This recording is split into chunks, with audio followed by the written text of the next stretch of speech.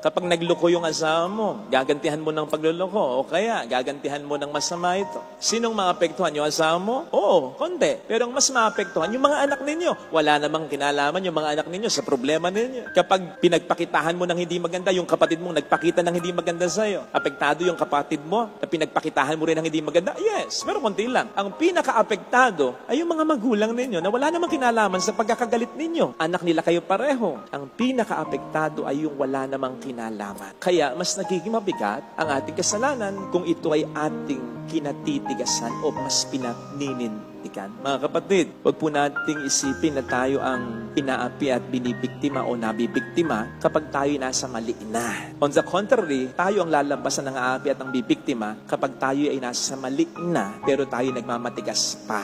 Sino bang nagmamatigas sa kasalanan kundi yung mga taong mayayabang? At yung taong mayayabang ang siyang may gana lang din naman na mang-api at mang-biktima ng sino man.